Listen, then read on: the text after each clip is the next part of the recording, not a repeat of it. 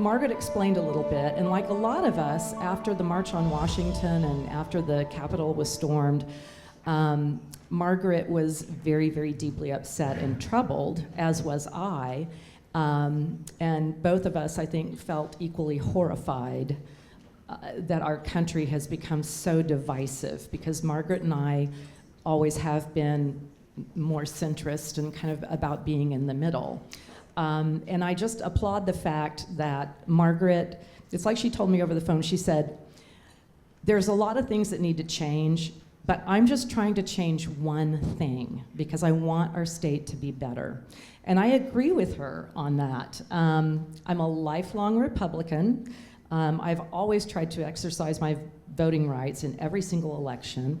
I was raised to understand that our vote is precious. We live in the best country in the free world, and there are people who give their lives just to have the right to vote.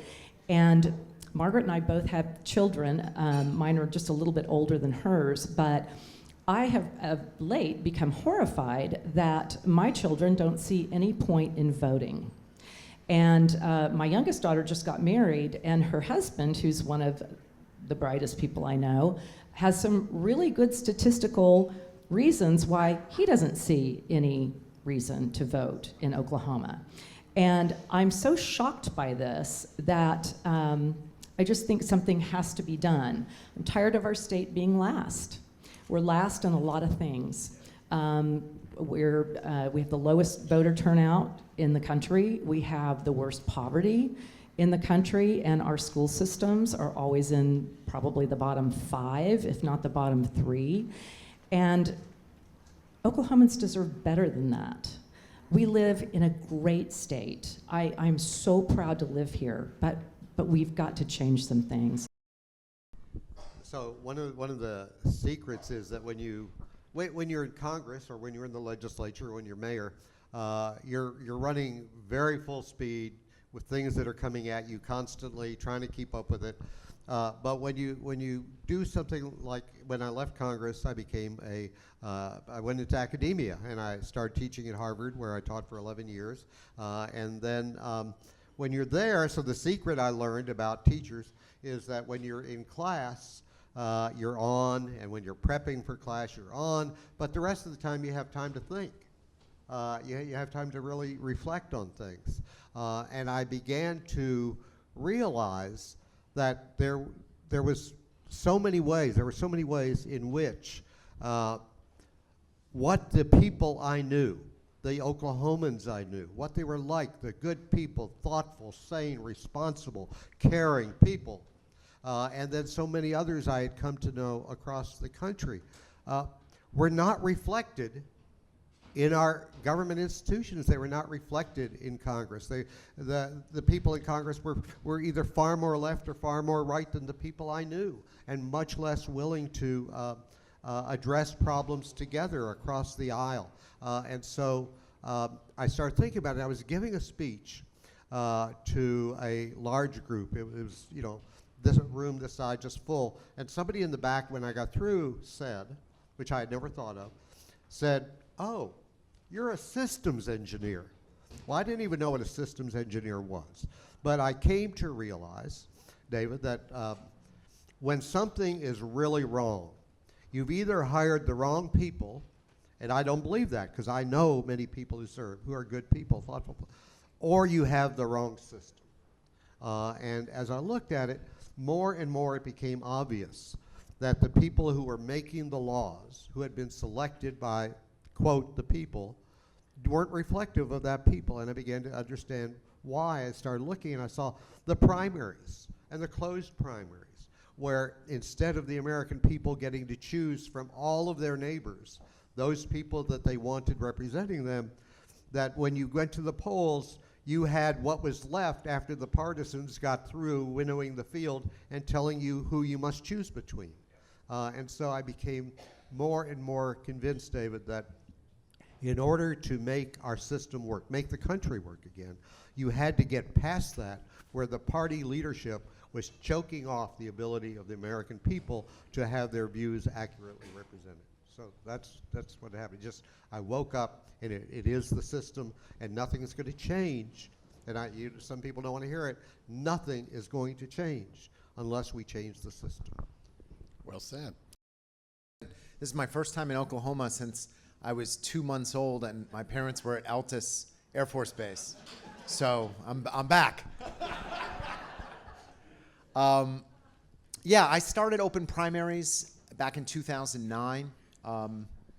I was living in New York City, which is a closed state and a closed city run by the Democratic Party.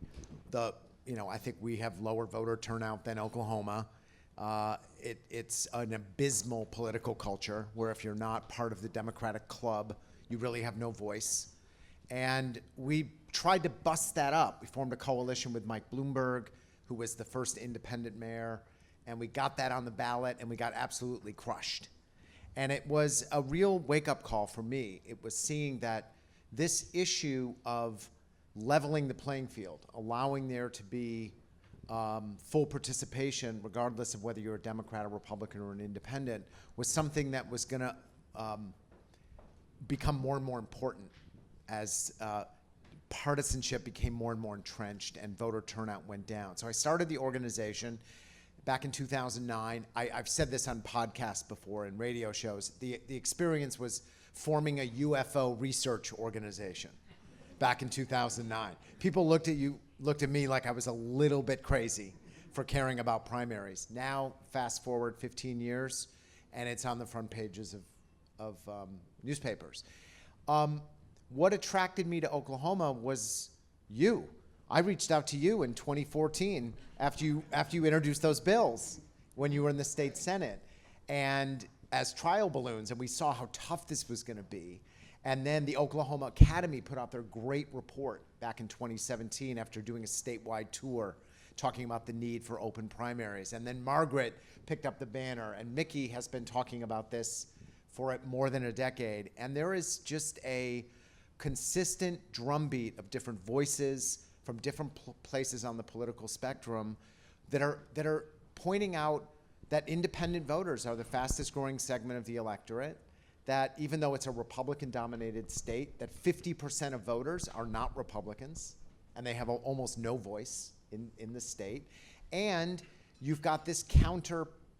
It's so different how Tulsa and Oklahoma City are run and governed, and the democracy that's like built into the culture, and how state government functions. And I think I've been inspired by the level of enthusiasm and interest in tackling this. When I worked in the Senate, I saw a trend, which is that about 85% of legislation that gets introduced is political garbage. It is stuff that gets brought up so that a senator or a representative can go back and tell their base, I've introduced a bill to do X, Y, and Z, throwing the red meat out, knowing it will never be heard in committee, let alone voted on the floor. But then there's stuff that does need to get done. And for that stuff, there are legislators who are just dramatically more effective at getting things passed. And what I saw in those that were effective was that they would identify an issue and then they go find somebody as far out on the other side of the ideological spectrum from them as they could find, but find that 70% common ground that you're talking about, Mayor Holt, and bring that forward, and it would get passed. Ted Kennedy was the master of this when I was there. Mitch McConnell was also very effective at this when I was there. Probably the bill that I worked on that I'm most proud of was a piece of legislation dealing with the Hurricane Katrina aftermath.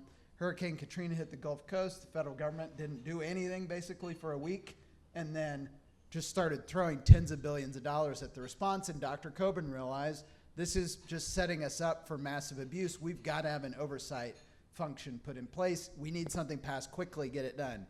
And we ended up working on that bill with his fellow freshman senator, Barack Obama. Tom Coburn and Barack Obama, about as far apart on the political spectrum as you could find, two senators at that time, co-sponsored that bill. They got Harry Reid, the Democrat leader, and Bill Frist, the Republican leader, to co-sponsor it. And President Bush saw the writing on the wall and just went ahead and did it by executive order. We didn't even have to pass anything. So that was my experience with getting things done. Well, then I got elected to the city council in Tulsa, and we had a majority Republican council. We had a Democrat mayor at the time, Kathy Taylor. And there was a sense amongst my colleagues on the council that regardless of what Kathy says, we're the opposition. That's our job here. Like, we've got to find things wrong with it. I did not subscribe to that, even though she had run against and defeated my cousin just like a year and a half before. We worked together very well. But I tell you that story because the contrast, and by the way, I'm a convert on this. When a group brought forward nonpartisan elections in Tulsa, I opposed it. And I opposed it because my thought at the time was the purpose of political parties is to turn out voters. At the end of the day, that's their main function historically. And so if we have nonpartisan elections, then the parties aren't incentivized to be involved and voter turnout will go down. Well, I'm here to tell you today and own up to it, I was totally wrong. We have seen no decline in voter turnout in elections in Tulsa. The big change that we have seen is that the debates on the city council and at City Hall are not partisan anymore. They have shifted to issues. You still have disagreements about policy and what ought to be done and what the right thing to do for a city is. And you still have personality differences and people who just don't get along. But it's not tied up in this partisan superstructure based on federal issues, at best, that have no relevance to whether or not you're fixing a street or hiring more police officers or making sure that firefighters have trucks that work. And so that's been the big change that I have seen, and why I ran, when I did run for mayor, as a committed nonpartisan with Republicans, Democrats, and independents, both on our campaign team, but then after I was elected, in my office. I may have more Democrats on my staff than any elected official in Oklahoma, at least at the statewide or city level.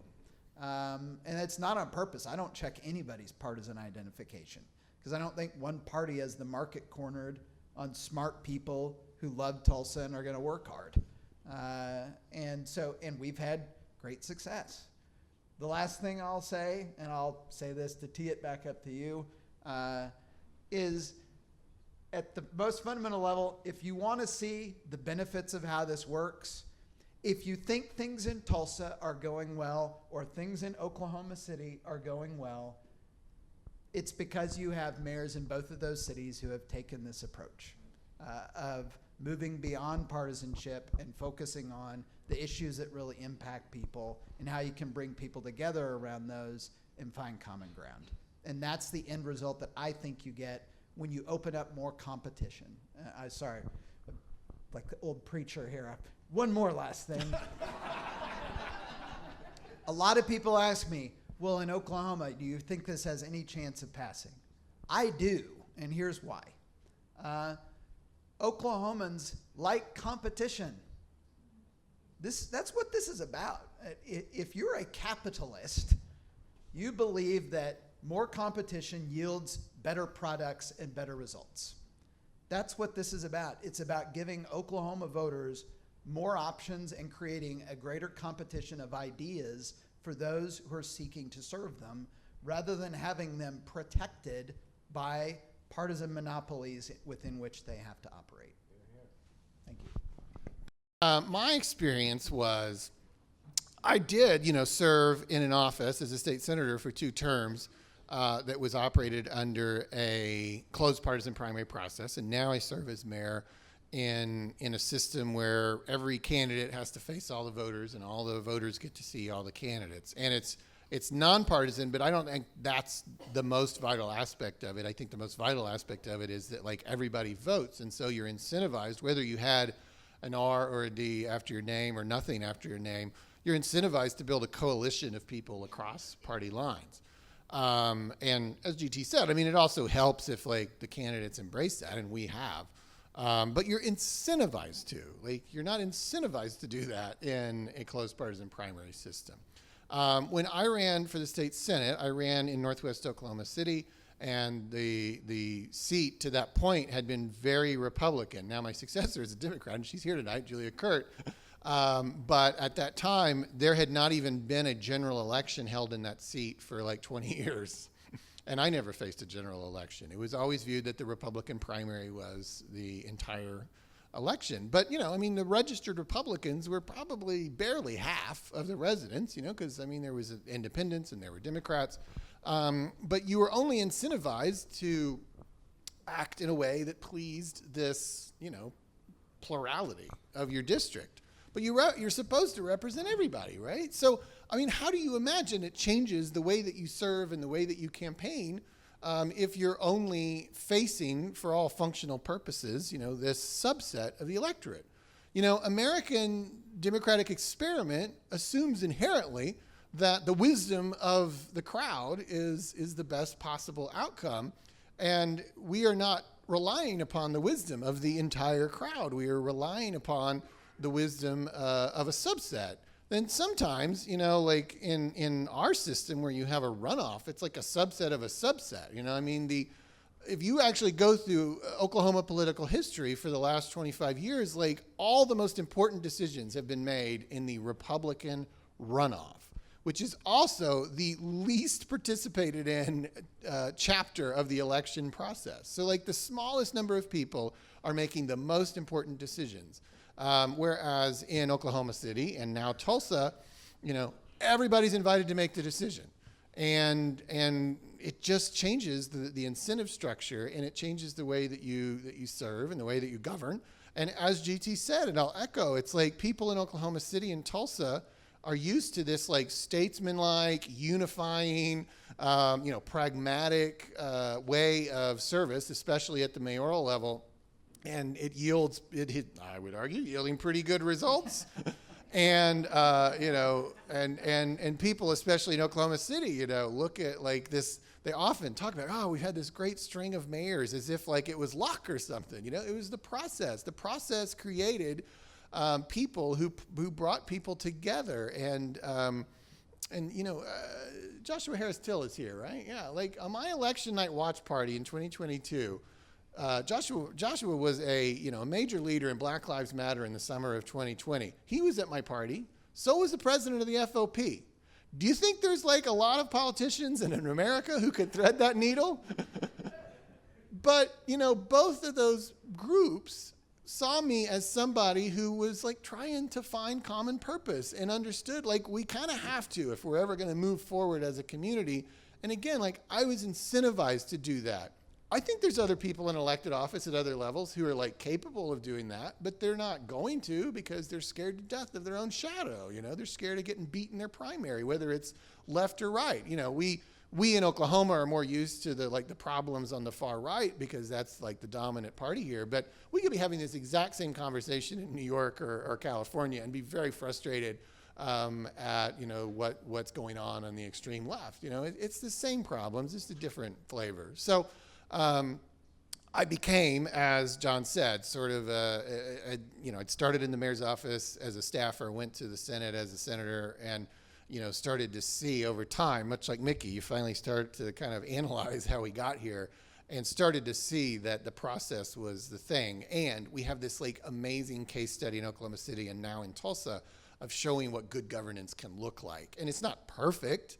It's still a democratic process and it still relies upon human beings. But things are going so much better in Oklahoma City and Tulsa than they are on a state level.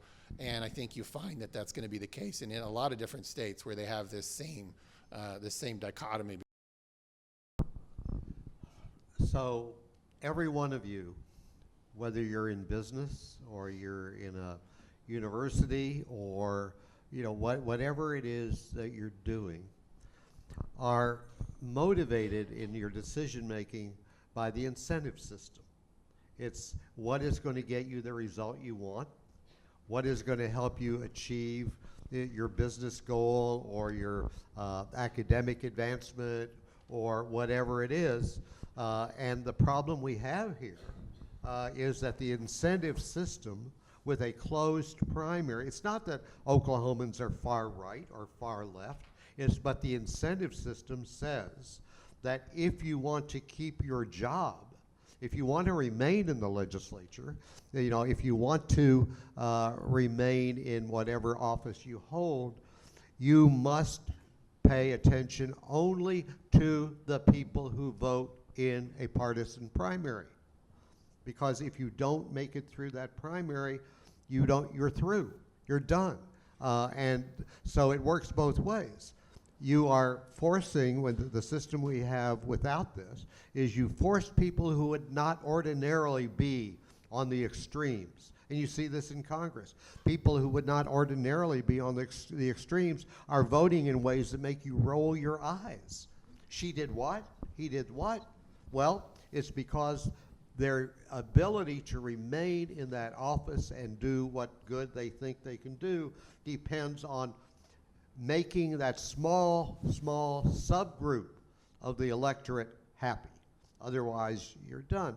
I remember thinking, I would say that when I ran for office, I could say, so you know me, I'm your neighbor, you've listened to me, you've decided whether you think I know anything, you've decided whether my views are similar to your views, whether or not I'm articulate enough to help advance your views.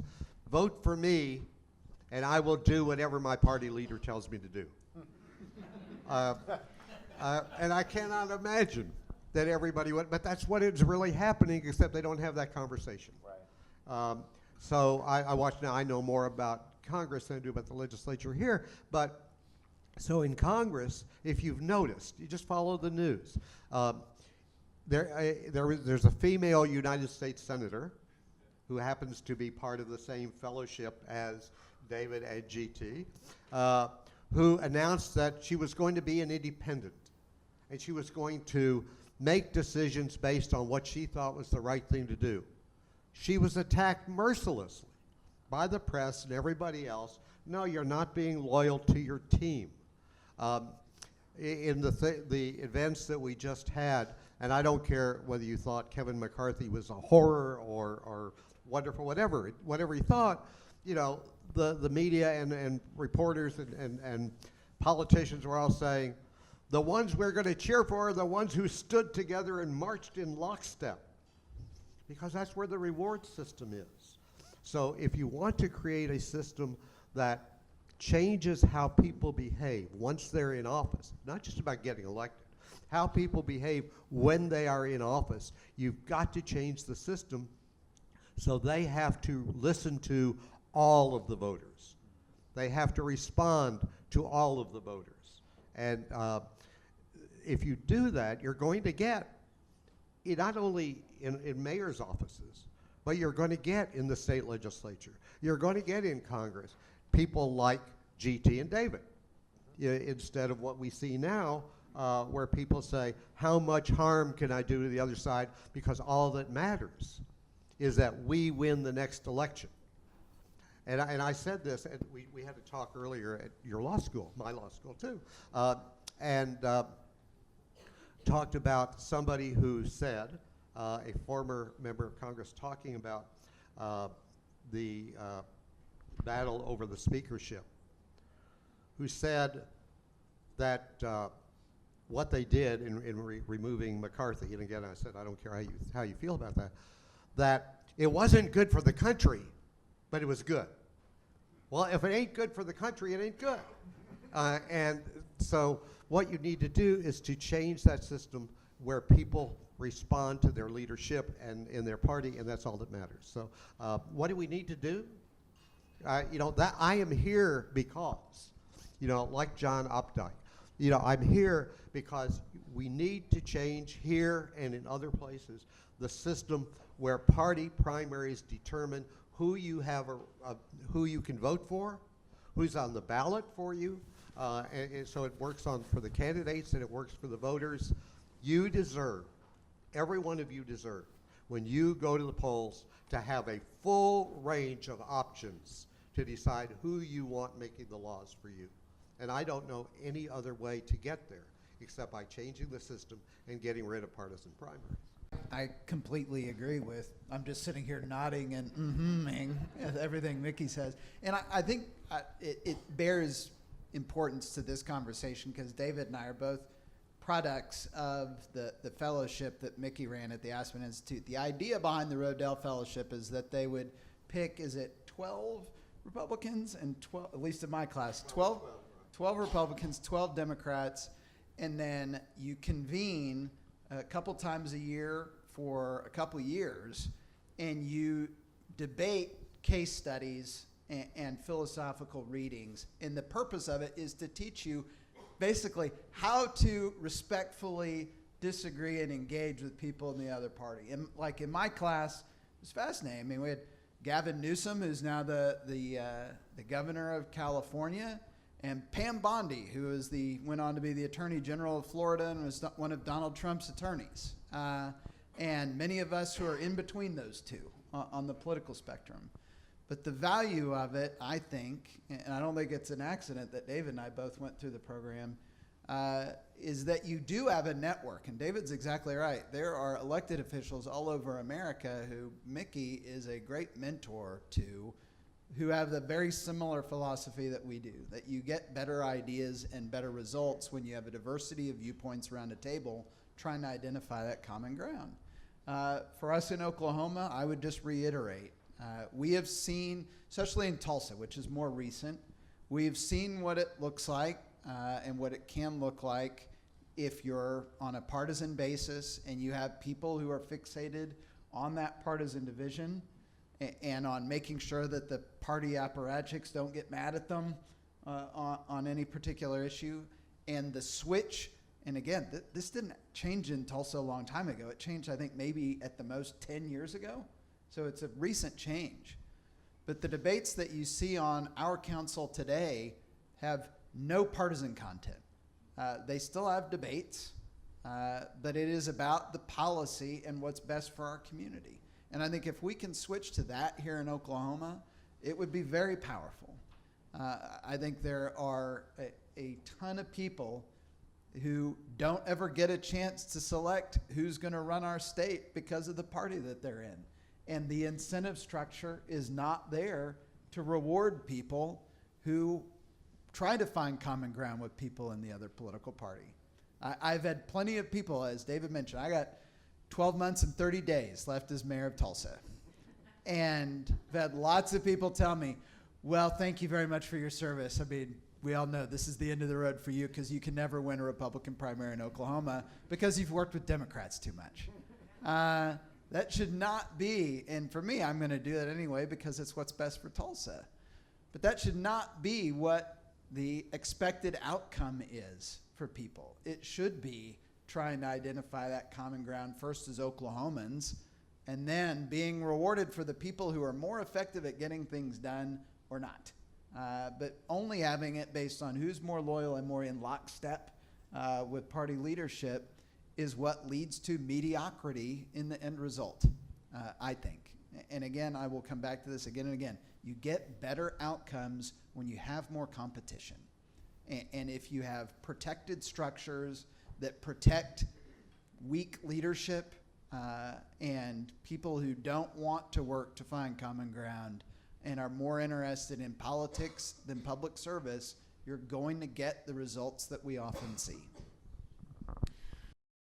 I think the campaigns that we've seen be most successful, California, Florida, St. Louis, are the campaigns that spend the time to bring together a diverse group of stakeholders from the left, from the right, from the center, Democrat, Republican, Independent, take the time to say, hey, we've got this system that works at the municipal level, the top two system. Is that what we want to do at the state level? Should we look at some other options? Should we, see what's going to work best here? I'm a big believer that the most powerful reform campaigns are not cookie cutter. They're not, hey, some national group came in and told us what to do and we're just following their orders. Those campaigns, they tend to fail, and even if they win, they tend to get overturned. There's got to be strong local buy-in. So I think that rooms like this are absolutely crucial, and we should be doing this over many, many months, raising money, building the committees, and so forth. And then once a decision's been made about the policy, I think put it on the ballot. I think go directly to the ballot, get the signatures, put it on the ballot, do the grassroots work, run the great commercials, and remind people that this, see, the thing that I find so both exciting and challenging is that the system that you're talking about, Mayor Bynum and Mayor Holt, this is in place in 85% of the cities in this country. This is not some novel new experiment. This is how we elect mayors. We do it in a nonpartisan way. It's why local government has 80% approval and Congress has 12% approval. Okay, it's not a big mystery. So, but the challenge is to build the kind of coalition that is as inclusive and diverse as the state itself, and then put it on the ballot and go to the voters and appeal to them on the basic values that you all have all been articulating. This is about fairness. This is about inclusion. It's about every vote matters. Every politician should have to face every voter in every election. Those are core values that people, my experience, people in Oklahoma have a deep, deep affection for. So I think if we can get it on the ballot, we've got a very good chance of winning. And just so you all know, rooms like this are happening all over the country. People are outraged at the kind of dysfunction and failure that has become the norm in our national government play. So you're not alone.